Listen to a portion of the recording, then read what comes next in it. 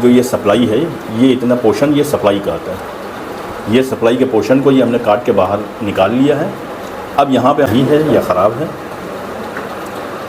तो रेजिस्टेंस हमारी ये ओपन बता रही है। लेकिन इसकी जगह पे हम अब जो रेजिस्टेंस यूज़ करने जा रहे हैं वो दो रेजिस्टेंसों को मिला के एक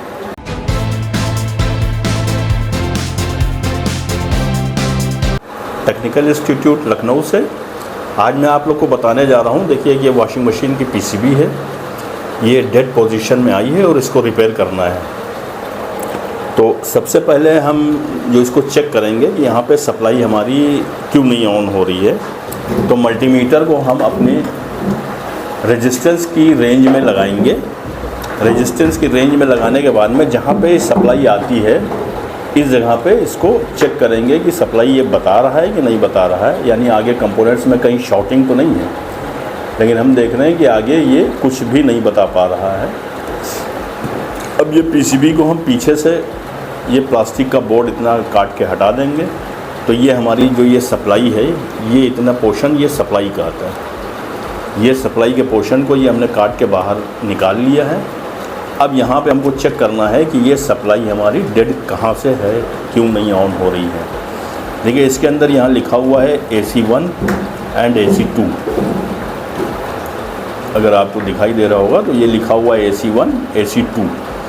इस जगह के ऊपर हमारी जो मेन लाइन आती है, लाइन और न्यूट्रल, ये यहाँ के ऊपर लगाया जाता है। ये लाइन 1 और ये न्यूट्रल, लाइन 1 न्यूट्रल, ये यहाँ पे दोनों लगेगा। इससे ये सप्लाई इसके इस पोर्शन के अंदर चली जाती है। अब हमको अगर दिखाई दे रहा हो तो ये हमारा कैपेसिटर ऑलरेडी हमको थोड़ा सा फूला हुआ दिख रहा है, यानी कि ये 100% ख़राब है। जब ये फूल जाता है तो इसका मतलब ये ख़राब हो जाता है। ये अंदर इसमें एग्जॉर्ब करने की ताकत जो है वो ख़त्म हो जाती है। इसी से बढ़ते हुए ये यहाँ के ऊपर दो डायोड लगे हुए हैं। ये डायोडों को मैं चेक करूँगा कि ये सही है कि ख़राब है। ये डायोड हमारे ओके बता रहे हैं, एक डायोड, और ये दूसरा डायोड है। ये दूसरा डायोड ये सही है। तो एसी सप्लाई जो हमारी आएगी वो पहले डीसी में जो कन्वर्ट होती, तो डीसी में कन्वर्ट करने के लिए ये डायोड लगाए गए हैं। ये डायोड से हमारे डीसी करंट तैयार हो जाता है। ये डीसी करंट फिर आगे बढ़ता है कंडेंसर की तरफ, लेकिन कंडेंसर की तरफ के बीच में एक ये रेजिस्टेंस लगी हुई है जो बहुत ही ज़्यादा वाट की है, यानी 5 वाट की है, और ओम्स इसके 180 ओम्स की है, लेकिन ये ओपन हो गई है। तो सबसे पहले हम इस रेजिस्टेंस को यहाँ से निकालेंगे बाहर। रेजिस्टेंस को निकालने के बाद में चेक करते हैं कि ये सही है कि ख़राब है। एक ये रेजिस्टेंस और दूसरा ये हम कैपेसिटर को यहाँ से निकाल लेंगे। अब रेजिस्टेंस को अगर हम चेक करते हैं कि रेजिस्टेंस हमारी सही है या ख़राब है, तो रेजिस्टेंस हमारी ये ओपन बता रही है, ये ओपन हो गई है, इसकी कोई वैल्यू नहीं आ रही। और दूसरा ये हमारा कैपेसिटर, ये तो खैर फूला हुआ दिख ही रहा है कि ये पंच हो गया है। ये भी ऑलरेडी हमारा ओपन ही हो गया है करीब करीब। तो इसकी जगह के ऊपर हम दूसरे कंपोनेंट्स लगाएंगे, फिर हम चेक करते हैं। दूसरे कंपोनेंट्स में ये मैंने अपना एक कंडेंसर ले लिया। जो ये कंडेंसर इसमें लगा हुआ था 22 MFD 450 वोल्ट, वही कैपेसिटर हम लगाने जा रहे हैं 22 MFD 450 का।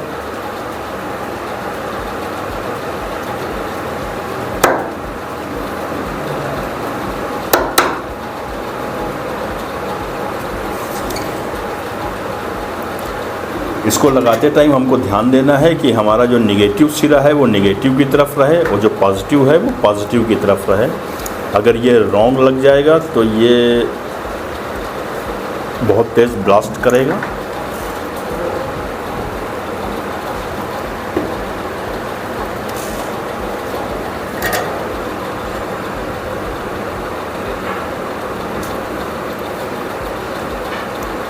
ये देखिए मैंने कंडेंसर ये लगा दिए, निगेटिव सिरा निगेटिव की तरफ, पॉजिटिव सिरे को पॉजिटिव की तरफ सोल्ड कर दिया।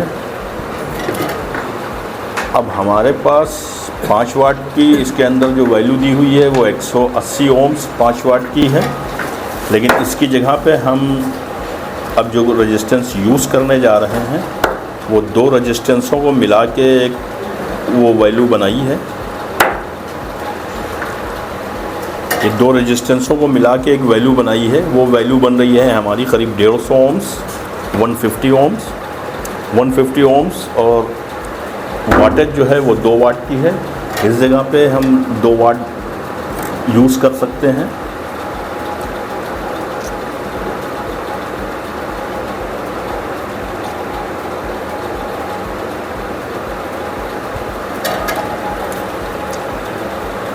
ये देखिए, ये मैंने 2 वाट की एक रेजिस्टेंस लगा दी, उसके बाद में ये कैपेसिटर लगा दिया। अब हम फिर अपने मल्टीमीटर से चेक करते हैं कि ये जो यहाँ के ऊपर जो लाइन आ रही है यहाँ पे कुछ शॉर्टिंग तो नहीं दिखलाता है। ये शॉर्टिंग नहीं आ रही है, ये सप्लाई की फ्लक्चुएट आ गया, यानी फ़िलहाल हमारी सप्लाई ओके लग रही है। अब ये सप्लाई लगा के हमको चेक करना है कि हमारी सप्लाई यहाँ बनने लगी या अभी नहीं। तो इसको चेक करने के लिए हम सबसे पहले हम सीरीज़ का यूज़ करेंगे। सीरीज़ लाइन का यूज़ इस वजह से किया जाता है कि अगर कुछ शॉर्टिंग होती है तो सीरीज़ जल जाएगी हमारे पार्ट्स में कुछ। ये देखिए, ये हमारी पीसीबी ऑन हो गई। अब इसमें देखिए डीई का एरर आ रहा है। ये डीई का एरर आ रहा है यानी डोर एरर। डोर जो है वो लॉक नहीं है।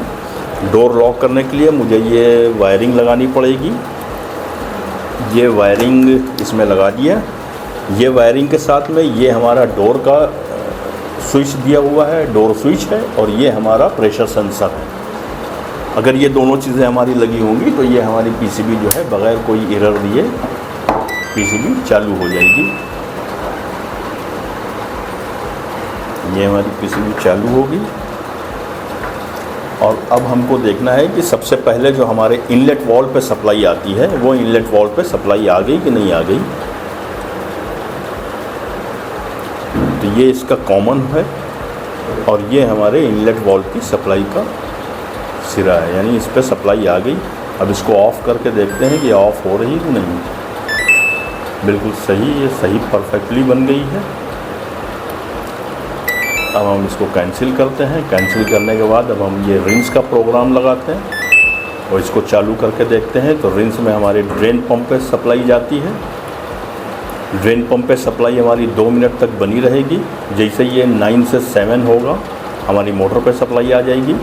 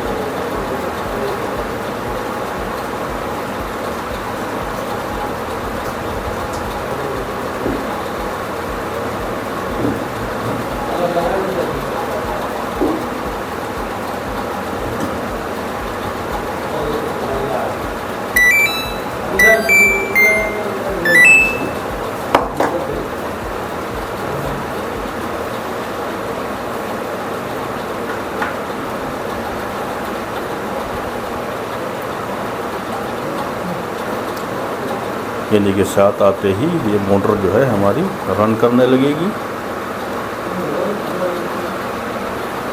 अभी मोटर पे भी सप्लाई आ गई, ड्रेन पंप पे भी सप्लाई आ गई, यानी स्पिन जो है ये वर्किंग में आ गया। पीसीबी हमारी ओके होगी।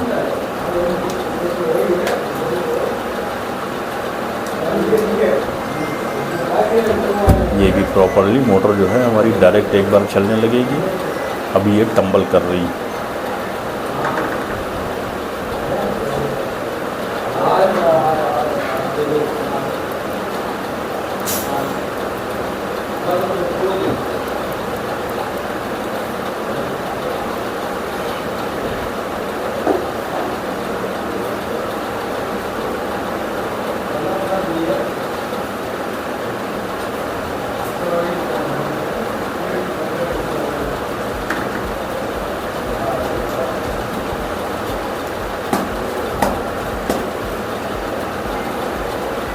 अब देखिए जैसे ये 6 पे आई, कंटिन्यू बल्ब जो है वो अब जलता रहेगा, यानी मोटर जो है हमारी डायरेक्ट रन करती रहेगी। और ये 4 मिनट का प्रोसेस है, 4 मिनट कंटिन्यू ये मोटर आपकी ड्राइव करेगी, यानी कपड़ों को सुखाने का काम करती रहेगी। तो इसी सूरत से ये वॉशिंग मशीन हमारी पीसीबी ओके हो गई है। डेड थी, डेड को ऑन किया, इसके सारे प्रोग्राम भी मैंने चेक कर लिए हैं, वे प्रॉपरली काम कर रहे हैं। अगर आपको भी ऐसे ही पीसीबी सीखनी है रिपेयरिंग, तो आप A to Z technical institute Lucknow में आ सकते हैं।